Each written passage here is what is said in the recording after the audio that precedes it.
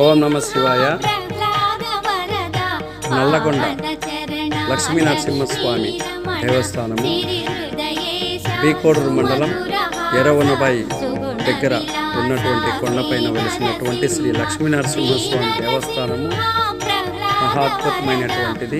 ఈ దేవస్థానం యొక్క మహత్యము, ఆ దేవదేవుని యొక్క మహత్యము భక్తాదులందరికీ కూడా ఆయన పొసగినటువంటి వరములను ఇచ్చేటువంటి లక్ష్మీనరసింహస్వామి ఈ దేవాలయం ఇక్కడ వెలిసి ఉన్నది. ఈరోజు ప్రతి స్వాతి నక్షత్రానికి అంటే ప్రతి ఒక్క నెల కూడా స్వాతి నక్షత్రం అనేటువంటిది వస్తూ ఉంటుంది.